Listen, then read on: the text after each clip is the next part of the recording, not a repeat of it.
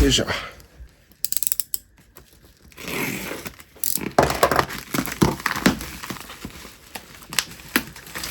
いし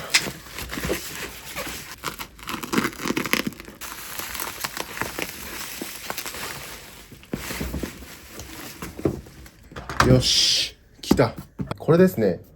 IKEA の製品なんですけど、ただの雑貨じゃないんですよ。このパッケージを見るとですね、Apple AirPlay って書いてあるんですよね。そうです。この中に入っているものはなんと、AirPlay 対応の Wi-Fi スピーカーです。もうずっと前から iPhone で AirPlay を使ってみたくて、AirPlay 対応の Wi-Fi スピーカーをずーっと探してたんですよ。初めての Wi-Fi スピーカー、最初の1台目は、この IKEA のシンフォニスクというスピーカーにしてみました。まあね、よく、IKEA の製品とかリサーチされてる方だと、知ってると思うんですけれども、テーブルランプ兼 Wi-Fi スピーカーみたいなやつです。テーブルランプのベースの部分にスピーカーが入ってるっていうものですね。これもパッケージに書いてあるんですけど、これ、ソノスのスピーカーが入ってるんですよ。この側は IKEA で作ってて、で、販売も IKEA でしてるんですけど、ソノスのスピーカーが入ってて、で、ソノスっては、スピーカーのオーディオのブランドなんですけれども、ホームシアターとかを全部ワイヤレスでつなげられるっていうのがあるじゃないですか。で、これもソノスのアプリとかを操作することができたりして、そのソノスの、環境にも組み込むことができるみたいです。なんかちょっとよくわかってないんですけど、これ、AirPlay の隣に Work with IKEA Home Smart って書いてあるんですけど、なんか IKEA 独自のスマートホーム的なやつなんですかね。なんかIKEA もなんか、IKEA の中でもなんか、なんだろう、スイッチボットみたいな感じでこう、電球の、オンオフをスイッチでできたりとか、ブラインドがこう自動で、上がったり下がったりするみたいな製品が売ってると思うんですけれども、それの類のやつなんですかね。なので、そういうものを IKEA で統一すれば、この、IKEA ホームスマートっていうスマートホームの環境を構築することができるかもしれないですが、まあ、自分は、今回 AirPlay で使います。で、パッケージなんですが、めちゃシンプル。IKEA らしい。無駄な記載は一切ない。シンプルパッケージっていう感じですね。こんな感じ。本当にシンプルななんか、業務用的なパッケージなんですけど、ちなみにですね、これ、パッケージにも書いてあるんですけど、これ、内容物は、このスピーカーが内蔵されたランプベースと、電源ケーブルは入ってるんですけれども、ランプシェードですね。こう、電球をここに取り付けても電球が裸の状態なので、そのシェードが専用のがあるんですけど、それが別売りなのと、あと電球も入ってないということです。でもね、これ買ってないんですよね。シェードも電球も買ってないんですよ。あくまでこのベースの部分だけが、しか今買ってないので、ちょっとね、実際に今日はその、点灯させて、ちゃんと照明として、使うところまではできるかわかりませんが、とりあえずちょっとスピーカーとしてとりあえず設置して、Wi-Fi につないで、AirPlay のスピーカーとして使えるところまでは持っていきたいので、ちょっとそこまでやっていきたいと思います。まあ、とりあえず、開けましょう。パッケージもね、これね、ここを見せてばっかでも面白くないと思うので、とりあえず、開封しようと思います。これ、新品ですね。新品未開封です。これ実はですね、IKEA ストアじゃなくて、メルカリで購入したものなんですけれども、新品です。はい。割安だったんですよ。8000円とかで買えたんですよね。新品だとこれいくらするんだろうな。このベース単体だと19,900円で、ランプシェードがセットのものだと24,000円とか、まあ、シェードの種類によっても、値段変わるんですけど、そのくらいだったので、もう、半額ぐらいで購入できたことになりますね。ただこれもね、なんか、明確に記載はないんですけど、世代みたいなのがあって、なんか一昔前にこう、新しいモデルが出たような記憶もあるんですよね。なのでもしかしたらこれね、古いやつなのかもしれません。まあ、その何が変わったのかとかはね、ちょっとよくわかんないんですけど、全然古い世代のものでも、普通にAirPlay のスピーカーとして使えればいいので、まあ別にいいかなと思って。まあ別に使った感じは変わんないんじゃないかなと思って、その世代は気にしませんでしたが、もしかしたら一個古いやつの可能性があるんで、今 IKEA に行って買ったらね、違うものかもしれませんが、そこは、ご了承ください。ということで開けよう。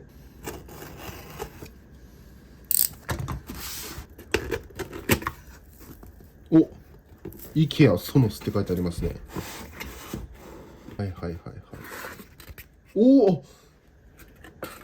めちゃくちゃかっこいいじゃん。まだ上側しか見てませんが。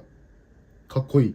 ちなみに色黒を選んだんですけど、黒で正解でしたね。まあ白もかっこいいと思うんだけど、なんか黒の方がなんか感覚的にしっくりきたので、黒にしてみました。でもとりあえず開けよう。ここだけ見ててもしょうがないので。あ、軽いな。なんか、やっぱスピーカーとだけあって結構ね、重いのかなと思ったんですけど、まあ持ち運ぶもんじゃないんで、あんま重さは関係ないと思うんですけど、そんな重くはない。あ、デザインもいいね。この丸っこい感じ。なんかホームポットと似たような感じのデザインですけどね。ここが布張りになってて。内容物はこれだけなのかな。あ、ちゃんと滑りてますね。はい。内容物は以上ですかね。もう特に説明書とかもなくて、これだけです。今の時代説明書とかいらないんですかね。もう全部スマホで見ろっていう感じなのかもしれないですけど、開封できました。で、おそらくこいつを剥がすと、あ、来た。ソケット、口径 26mm ですかね、の、電球を入れるソケットが出てきました。まあ、なので、ちょっと使わないなら、蓋しとこうか。まあ、一応ですね、テーブルランプなんですよ、これは。一応、スピーカー付きテーブルランプみたいな扱いで、本来は照明として使うものなんですけど、私はね、もう別にこう、電球つけなくてもいいから、もうスピーカーとして使っちゃおうみたいな考え方なんですよね。なので本来はちゃんとシェードと、電球を買って使った方が、この製品の本領発揮できると思います。まあ、いずれやるかもしれないですね。今回はやんないかもしれない。あ、でもこれがハマったらいいな。これ、IKEA の、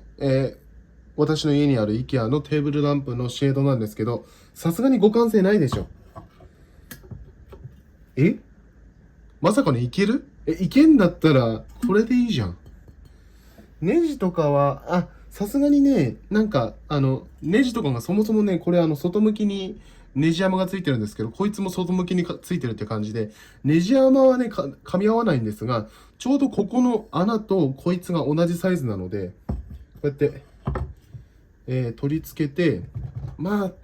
あ、安定、まあ簡単に外れることはないですけど、がっちり安定してるって感じでもない。ただ、乗っかってるだけなので、見た目的には全然いいな。ちなみに元々のやつがこれね、なんですが、全然いいじゃん。じゃあ、シェードはこれ使おう。はい、ということで開封して、見た目はこんな感じです。めちゃくちゃかっこいいな。この余計な装飾がないシンプルな形状がまたかっこいいんですよね。いや、いいね、このフォルム。フォルムがこの形状、この丸っこさもあり、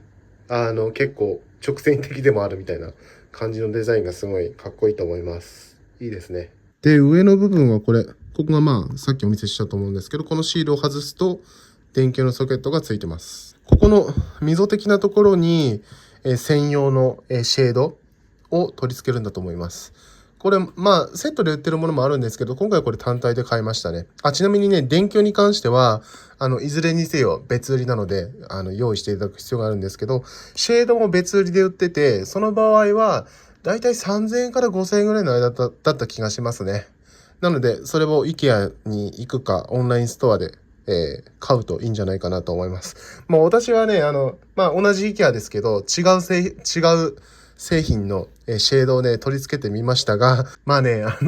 専用のやつを買った方が確実にここにはまるの、装着することができるので、それをちゃんとした専用のやつを購入することをお勧めしてますね。まあ今本当に偶然中の偶然でここにはまりましたけど、ほとんどのものははまらないと思うので、別にね、このネジ穴に規格とかがね、あるわけではないと思うので、DIY とかしてもね、いいと思いますけどね。はい。で、裏側はこんな感じになってますね。待って、電源ケーブル。電源ケーブル入ってるって書いてあったよね。電源ケーブル。すいません。この下にもう一層ありました。よいしょ。なんか箱になってた。ここに、説明書も入ってました。さっきないとか言ってましたけど。説明書入ってます。ちゃんと。で、はい。電源ケーブルも入ってます。細いな。電源ケーブル細いし、しかもこれ編み込みだから、いいですね、デザインも。いいな。意外に電源ケーブルの質感高かったです。で、説明書も入ってました。説明書もなんか、複数。説明書と注意書きとかですかね。それか設定とかの仕方とかのあれでしょうか。こっちは、こっちが注意書きとかの紙とか、あと電源ケーブルのつなげ方とか、なんかちょっとこれ、シェードによってはこれ細工する必要があるんですかね。この先っぽのやつを取んないといけないとか。専用のシェードをつける場合はこの説明書に沿って、やるのが良さそうです。はい。はいはいはい。こんな感じですね。で、おそらくこっちが、その、接続の仕方とか、スピーカー、こっちは、ランプシェードとしての説明書。こっちはスピーカーとしての説明書。っていう感じでしょうか。日本語は16ページから。はい、ありました。クイックガイド。シンフォニスクスピーカーの電源をオンにします。iOS の場合は Apple Store。Google の、Android の場合は Google Play Store から、ソノスアプリをダウンロードしますと。これソノスアプリはダウンロードしないといけないのかな？ Wi-Fi につなぐだけでこの AirPlay 対応っていうことは iPhone であればそれだけでできるんじゃないかなと思うんですけど、ソノスアプリ必要なんですかね？どうなんだろう。で、ちなみにこれ、あれですね、下に1個ボタンがついてましたが、それの機能でしょうかね。いや、違うな。いろいろボタンがあるのかな？まだ全然、ありそう。ちょっと待って、全然、スピーカーのね、外装を全然見てなかったんで、ちょっとあれですが、今、底面をお見せしてますが、ここに、電源ケーブルがつくのかな。メガネ端子ですね。で、ちょっと見にくいですか？この脇の穴の側面の部分に LAN ケーブルの端子がありますね。これ LAN ケーブルをつながないといけないんですかね？もしかして有線じゃないといけないのかな？ちょっともうちょっと説明書を読み込まないといけないかも。はい。ボタン的なのありましたね。このボタンの機能に関してはもう、このね、マークを見てもらえればわかると思うんですけれども、一番上のボタンが再生停止。で、下2つが音量の調節ボタンですね。で、ここにソノス、イケアと書いた。これは特に何の役割もないんですかね。こういう、引っ張れば取れるとか。違うね。こんなものがありますと。で、これ逆側にもなんかこれボタン的なのがあるんですけど、これは、これが電源ボタンなのかな？じゃあとりあえず電源入れてみようかな。で、セットアップする前になぜ私がこの、スピーカーを選んだかについて説明しようと思うんですけれども、まずは音質ですね。音質がすごいいいと思ったからです。だいたい IKEA ストアに行くと、このスピーカーが視聴できるんですよ。というか、今これ一応照明なので、照明コーナーに行くと、この IKEA の Wi-Fi スピーカーはこのシンフォニスクっていう、このプロダクトだけじゃなくて、シンフォニスクっていうシリーズなんですよね。このシンフォニスクシリーズみたいな感じで、これだけじゃなくて、ブックシェルフ型のスピーカーとか、壁掛けにするタイプのスピーカーとか、シンフォニスクという、スピーカーがいろいろあるんですけれども、その展示コーナーで音楽がこれずっと流れてるんですよ。それを聞いた中で、このシンフォニスクというシリーズのスピーカーの中で、このテーブルランプタイプのスピーカーの音が一番良かったんですよね。どれもいい音だったんですけれども、特にね、低音がものすごく効いてたんですよね。他のスピーカーに比べて。多分ね、ウーファーが入ってるんじゃないかなと思います、これは。特に記載がないんで、あくまで推測なんですけど、多分他のブックシェルフ型とか壁掛け型のスピーカーに関しては、ウーファーが入ってないと思うんですよね。でもこれに関してはウーファーがおそらく入ってると思うんですよ。なので低音の鳴り方が全然違うんですよね。なのでやっぱりちょっとね、低音が欲しいなっていうことで、すごく低音が鳴っててね、気持ちいい音だったので、やっぱ低音欲しいなということで、これを選びました。で、これ360度から音が出せるんですよね。なので、これはね、決まった位置に座って音楽を聴くという時は、よりは、部屋のいろんなところにいても音楽を聴けるみたいなね。こうやって座ってこうやって音楽を楽しむのではなくて、なんかいろいろ作業をしながら、これね、キッチンに置こうと思うんですけれども、いろいろね、料理とか、なんかいろいろ作業しながら、で、歩き回っても音楽が聞こえるみたいなね、そういう風な使い方をしたかったので、これを選びました。同じようなスピーカーで、Apple AirPlay、純正スピーカーと言ってもいいですけど、ホームポットですね。普通のホームポットがこれに近いんですよ。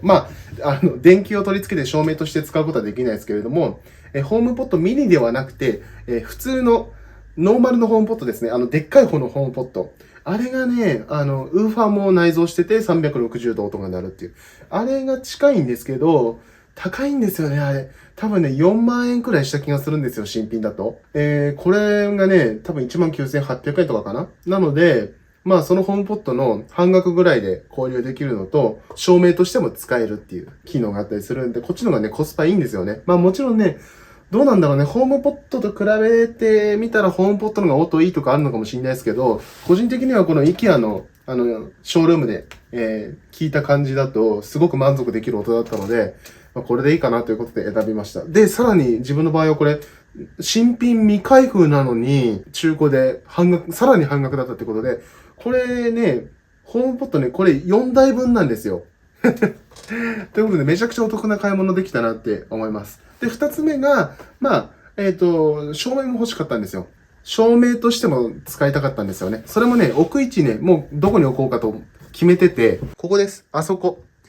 今テーブルランプが乗っかってるところあると思うんですけれども、この裏側がキッチンになってるんですよね。うちのキッチンこうカウンタータイプになってて、そこのカウンターに今テーブルランプが乗っかってるっていう感じなんですけれども、あそこに置きたいなと思ってるんですよ。ちょうどですね、あそこがね、ちょうどね、暗くなっちゃうポイントなんですよね。結構うちってワンルームタイプのアパートなんですけど、こっちって結構ね、一室じゃない部分じゃないですか。でも空間としては一緒のところにあるんですよ。なので暗くなりがちなので、ここに1個照明を置いてるんですけれども、あそこの位置がね、ちょうどスピーカーを置くと、まあ、こっちがね、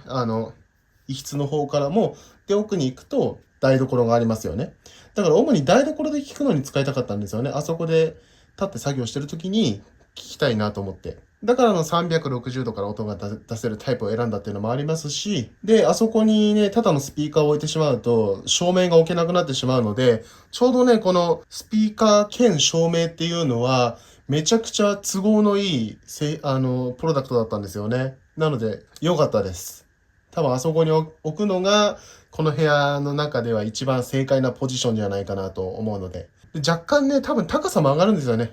照明自体の高さも上がるので、より、明るくなるんじゃないかなって。ここいろいろカウンターにね、物が乗っかってると思うんですけれども、少し高さが上がるので、明るくなるんじゃないかなと思います。っていうのが主な理由ですかね。安かったっていうのと、まあいろいろと都合が良かったっていうので、こちらを選びました。ということで、ちょっと早速、セットアップしてみましょうか。ということで、電源つなぎますか、とりあえず。これがね、やっぱ、そのスアプリを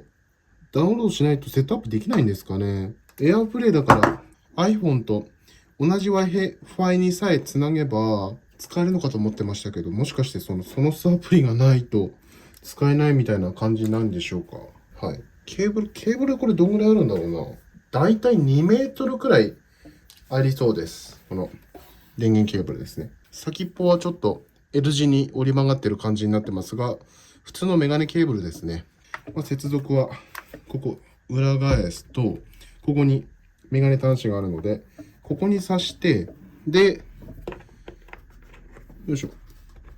この背面のくぼみの部分からケーブルを逃がすっていう感じですかね。はい。これで OK だと思います。よいしょ。あ、いい感じですね。電源につないでみました。あ、なんか、点滅してますね、ここが。点滅してますが、こっからどうしようもないですよね。特にディスプレイとかがあるわけではないし、ちょっとですね、このセットアップの仕方をいろいろ調べて、YouTube とかで他の人の動画とか見てみたら、やっぱり、最初のセットアップはそのスアプリからやんないといけないみたいですね。でもその後は普通に AirPlay で使えるみたいです。でも、初回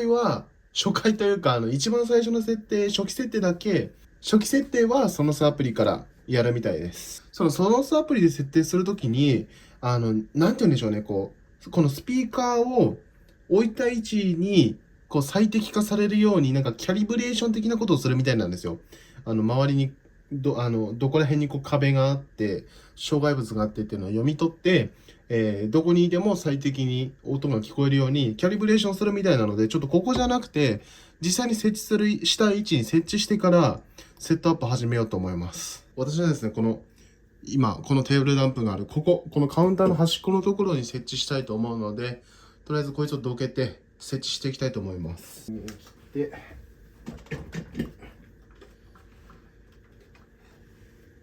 よいしょ。あ、いいですね。しっくりくる。ケーブルの長さも全然足りますね。ちょっとすいません、今暗いかもしれないですけど、ちょっと最初にあれだな。電球を取り付けよう。これ外して、さっきまでここにあったこのテーブルランプの電球を使いますが、これも多分 IKEA で買った、ちょっと割れてるんですけど、このなんて言うんでしょうね。エジソン電球みたいな感じの見た目なんですけど、一応 LED みたいな、そんな感じのやつで、これ、なぜか口径 17mm のやつを買ってきちゃったんで、それを 26mm に変換するアダプターをつけたものですが、これを装着して、照明の、ボタンは多分これかな。このさっき再生ボタンとかあった反対のところに、この下のところにボタン的なのがあるんだけど、あれ違いそう。あれこれ照明の、なんだなんか変な音がしてる。ちょっとじゃあちょっと照明は後にして、とりあえずセットアップだけしちゃいます。では、ソノスアプリをダウンロードしてセットアップしていきたいと思います。ソノスとかで出てくるかな。あ、出てきましたね。これですね。これ。ソノスアプリを入手します。あ、ダウンロードも早いですね。多分そんなに重いアプリケーションではないと思うので。はい。ソノスアプリをダウンロードしました。そしたら、表示されている通りに進んでいけば大丈夫かな。あ、アカウント作んないといけないんだ。ちょっとアカウントを作ります。はい、必要な情報を入力できましたので、アカウントを作る。そうするとメールでリンクが送られてくるので、それにアクセスすると。OK ですね。アカウントできました。OK っぽいですね。そしたらアプリに戻って、そしたらこう、いろいろ同意していって、自動的に出てきましたね。シンフォニスクテーブルランプ。これ追加。マイクの使用も強化。いけるかな。なんか音がした。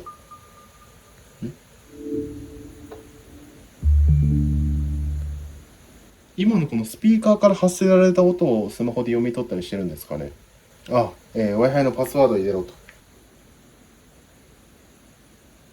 ここにインジゲーターがついてるんですけど、これの光ってる意味とかはよくわかんないですよね。説明書にも書いてないので。どういうあれなんでしょうか。来た。このスピーカーをどこに置きますか。キッチンとかあるかな。キッチンにしときましょう。OK。なんかアップデートしないといけないのかな。これも時間かかるやつか。なんか時間かかりそうですね。そんなことないか。なんかいろいろ説明が出てきて、なんかちょっと若干時間かかりそうな雰囲気はありますね。ちなみに電気つきましたね。やっぱりここのボタンで合ってたみたい。はい。さっき締め込みがちょっと足りなかっただけで、ギュッと回したらいけました。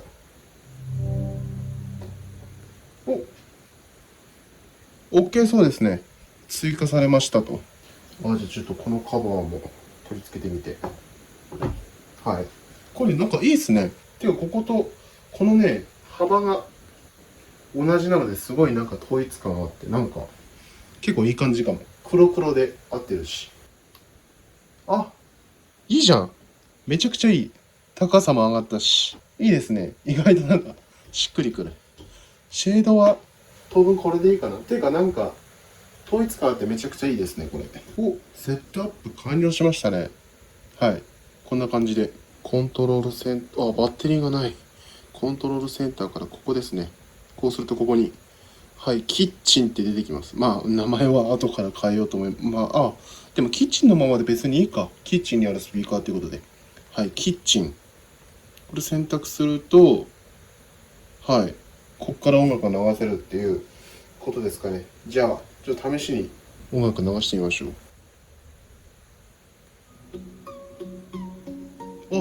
来た。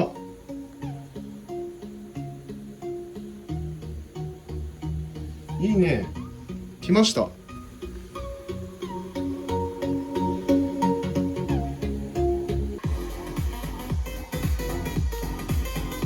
やっぱ低音の鳴りすごいいいですね。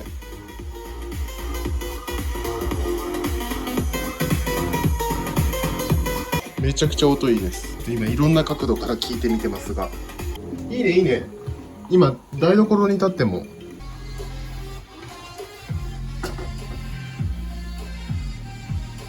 台所にいてもちゃんといい感じの音が聞こえてますね。まあこっち側しかないのでステレオでは聞こえないんですが、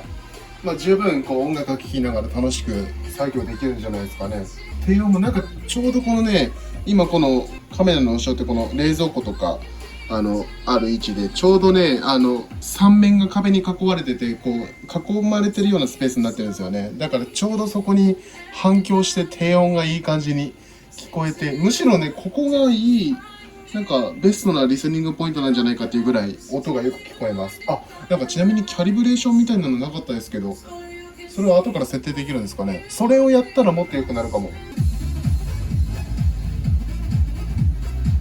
いいね。めちゃくちゃこれいいですね。で再生やめようと思ったらここからいいですね。でまた聞きたいなと思ったらここからポッと。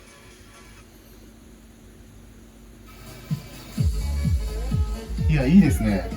ちょっとレスポンスにラグはありますが、十分再生停止、あと音量とか曲の早送りとかもここでできますね。あっちでもできるんですけど、基本的には携帯でやるかなと思いますね。Wi-Fi スピーカーね、多分ね、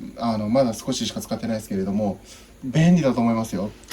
Bluetooth スピーカーは結構長く使ってたんですけれども、大きな違いとしては、Wi-Fi スピーカーっていうのは、常に、電源がオンの状態というか、スタンバイモード的な感じになってて、Bluetooth のスピーカーって、基本的に電源ボタンを押して、電源をオンにして、スマホと Bluetooth でペアリングして音楽を再生するっていう感じじゃないですか。でも、Wi-Fi スピーカーに関しては、もう常にこれ、電源が入ってて、かつネットにつながってる状態になってるわけなんですよ。24時間その状態なので、もうどのタイミングでも、今音楽聴きたいって思ったら iPhone から、このスピーカーであればこのキッチンっていうのを選ぶだけで、全然電源を入れるとか、ペアリングするとかっていう動作が必要ないんですよね。電源は常に入ってる状態だし、ペアリングもそもそもね、この家に入ったら、もうこの Wi-Fi に自動的にね、Wi-Fi に接続されるんで、もう、接続とかも考えず、もうこの家の中にいて Wi-Fi につながっていれば、いつでもこのスピーカーで、音楽を聴くことができるっていうのでね、それがめちゃくちゃいいポイントだと思いますね。で、Bluetooth スピーカーの場合は、スマホでこうストリーミングした音楽を Bluetooth スピーカーに飛ばしてるっていう感じじゃないですか。でも Wi-Fi スピーカーに関しては、スマホってこれ、あくまでね、今リモコン代わりでしかなくて、ストリーミング自体はこれがやってるんですよ。このスピーカー側が、インターネットに繋がってるわけじゃないですか。Bluetooth スピーカーはインターネットに繋がってないですけど、Wi-Fi スピーカーってインターネットに繋がってるわけなので、自分でストリーミングして自分で再生するっていう感じで、で、私はこの iPhone でそれを操作するだけっていう感じなので、iPhone で、ストリーミングしてないんですよね。だから、iPhone の、充電の減りとかがないし、あくまで再生停止とかの操作をここでやってるだけで、iPhone 自体は音楽を流してないんですよね。音楽を再生してるときはもうこのスピーカーの中で完結しちゃうっていう。ストリーミングから再生まで。っていうのがね、Bluetooth スピーカーとの違いというか、Wi-Fi スピーカーの特徴なんですけれども、これめちゃくちゃいいですね。で、ここがちょうど部屋の真ん中的なところで、この台所にいても聞こえるし、脱衣所とかにいても聞こえるし、もちろん一室とか、あとそこのデスクのところに行っても聞こえるし、みたいな感じで。で、今、あっちの方にいてもしっかり音聞こえたし、こっち側にいても音が聞こえるっていう、360度にね、音を出してくれるスピーカーなので、いや、これ選んでよかったですね。はい。スピーカーで音楽を聴くっていうハードルが下がりましたね。基本的にいろいろ作業するときって、イヤホンで音楽聴いてるんですけど、せっかく家にいるんだったら、イヤホンじゃなくてスピーカーで弾きたいなってずっと思ってたんですよ。うちにはね、テレビのところにオーディオがあるんですけれども、あそこで音を流しても、こっちまで聞こえにくいし、離れるとやっぱ音も悪くなっちゃうし、結構な音量にしないとこっちまで聞こえないんで、めっちゃうるさいんですよね。っていうのもあって、これ導入してよかったです。ちょっとあれですね、何日か使ってみて改めて、レビューしたいと思います。見た目、想像以上にいいな。前より良くなったかも。前のテーブルランプより見た目良くなった気がします。ちょっととりあえず使い勝手と音質かな。何日間か使ってみて。はい、ということで、この IKEA のシンフォニスク。だいたいね、1週間はいかないですかね。4、5日ぐらい、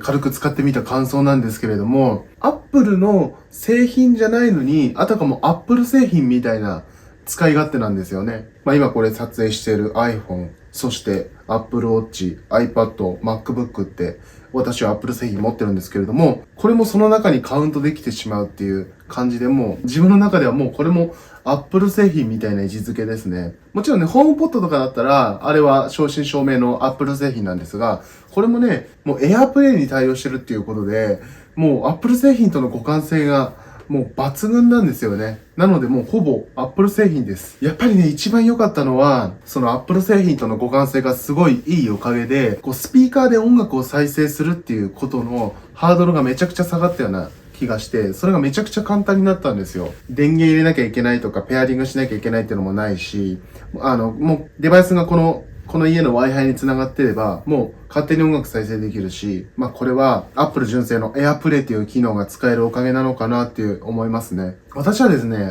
この Wi-Fi スピーカーももちろんすごいものだと思いますけれども、どちらかというと、今まで AirPlay っていうものをね、実はこんだけ Apple 製品持って、多少使ってはいたんですけれども、有効活用できてなかったんですよね。だから、AirPlay ってこんなすごいものなのかって、前々から興味あって、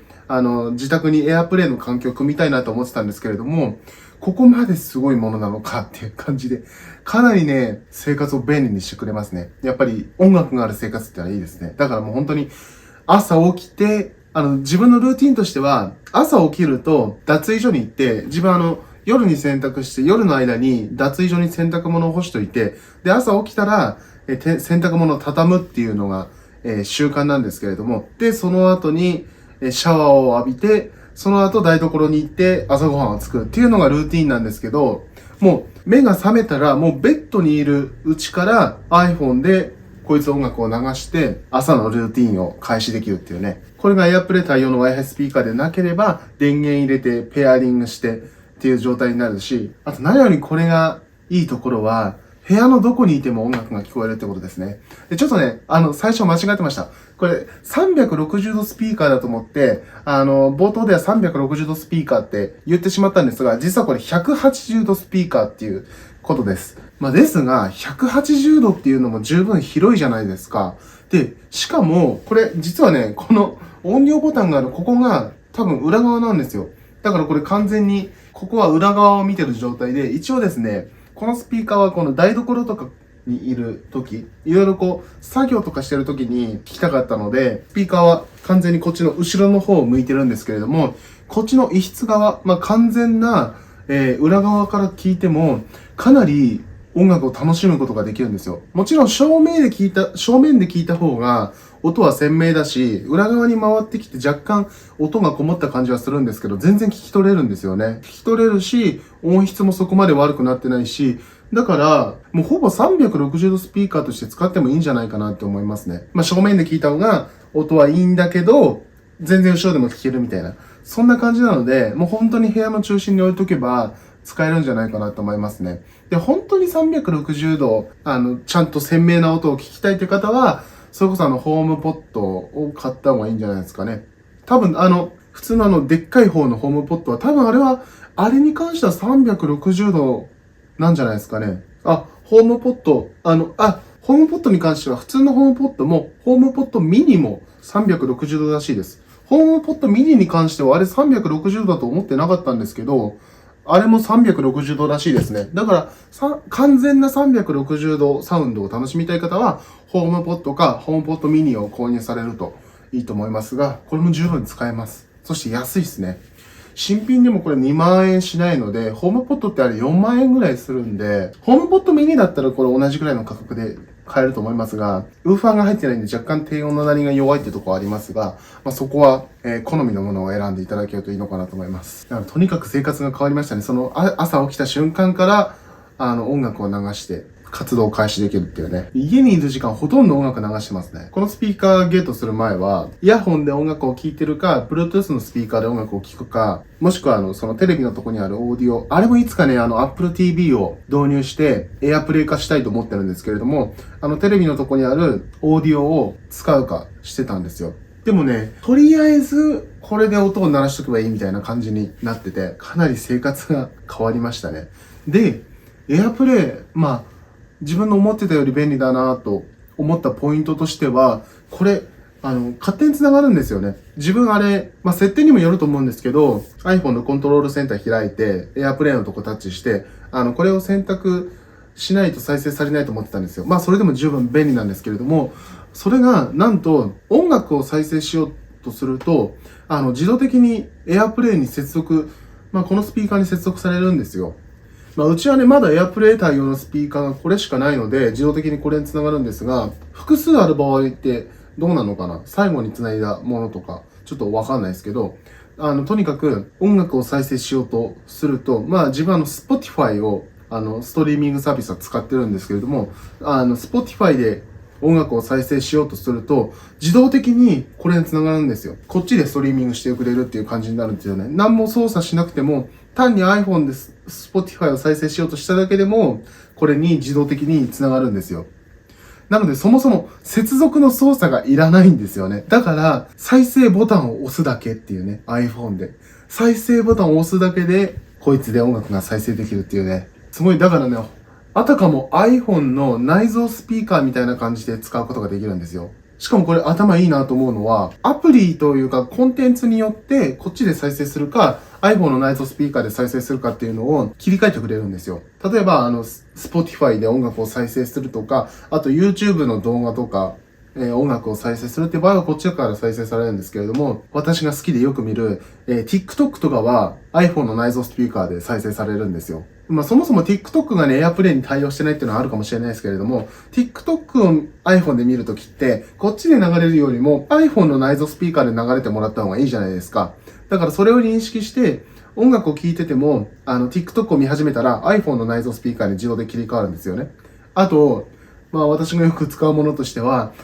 実家にある、実家にインコがいるんですけど、そのインコを見るためのペットカメラ的なのが実家に置いてあるんですよ。あれをね、たまに見たりするんですけれども、あれの時も iPhone の内蔵スピーカーに切り替わってくれます。というか、あれの場合はね、マイクを使わないといけないんで、iPhone の内蔵スピーカーと内蔵マイクでやるんですけれども、その時も自動的に切り替わってくれるって。だからそういうね、もう何でもかんでも、このスピーカーで鳴らすんじゃなくて、ちゃんとコンテンツによってというか使用する場面によって、これで再生するか、iPhone の内蔵スピーカーで再生するかっていうのを、自分で切り替えなくても自動で判別してくれるっていうのがすごい、頭いいなと思ったポイントですね。Bluetooth スピーカーだと何でもかんでも再生されちゃうと思うんですけどね。そういうところを認識してくれる。これも Wi-Fi スピーカーのメリットなんじゃないかなって思います。あと、AirPlay の実力って、スピーカー1台だけじゃ全然発揮できてないと思ってて、このスピーカーだけでも十分便利なんですけれども、AirPlay の本領を発揮させるためには、うちみたいなね、ワンルームのアパートだとあんまり恩恵がないかもしれないですけれども、複数部屋がある家だったら、各部屋にスピーカーを置くとか、キッチンとかリビングとかバスルームとか、いろんなところにもう何台も AirPlay 対応スピーカーを置くと、で、それらのスピーカーを、同じ、Wi-Fi のネットワークにつないでおくと、同時に全部再生することができるんですよね、音楽を。音楽を同時に再生できるので、もう家のどこに行っても、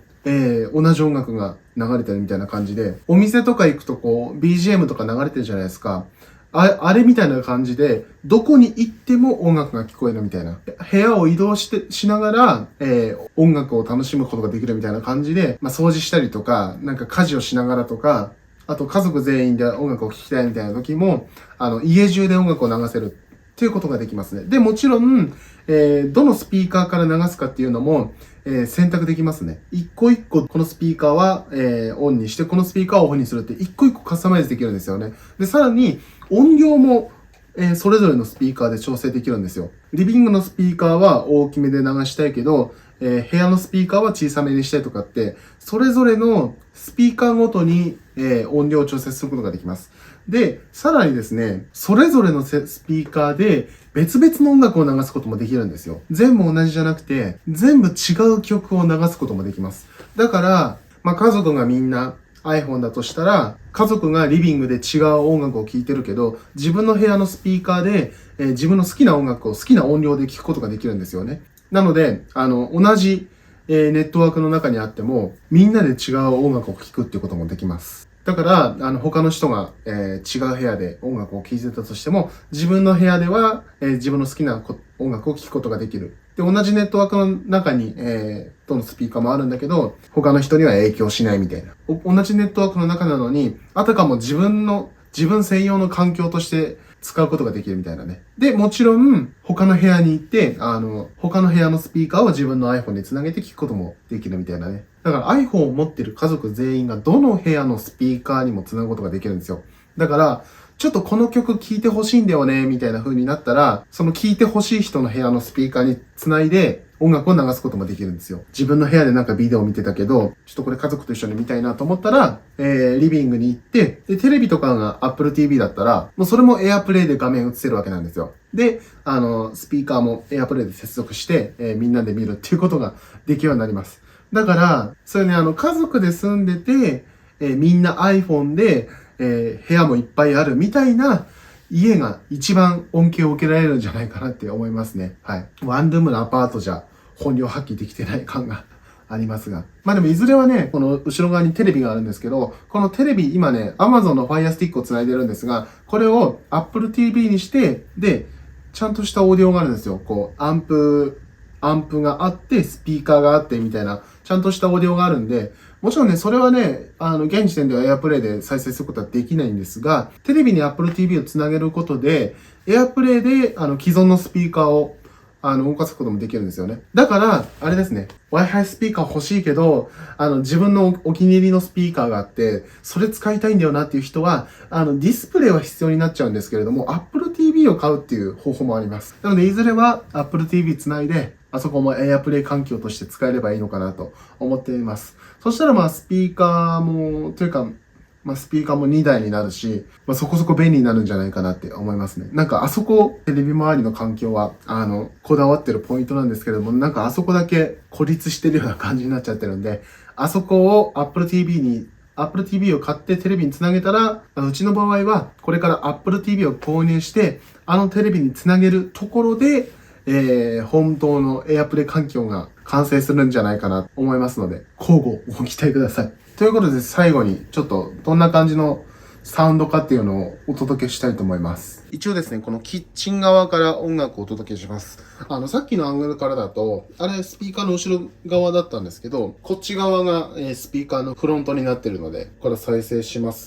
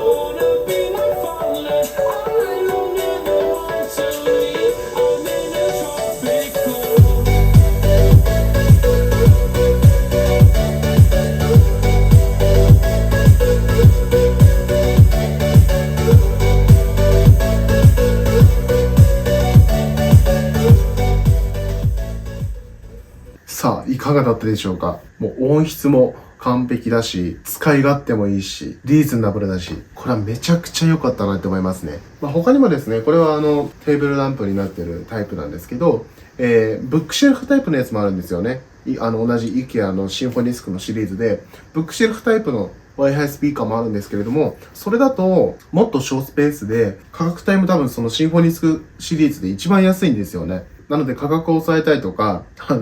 この照明がいらないっていう方は、そちらを選ぶのもいいのかなと思いますね。あとね、トータルで一番、良いものとか、その Wi-Fi スピーカー初心者にお勧めできるものだと、やっぱり、使ったことはないですけど、ホームポットミニがいいのかなと思いますね。でっかい方のホームポットじゃなくて、ホームポットミニ、ちっちゃいやつですね。あれがちっちゃいし、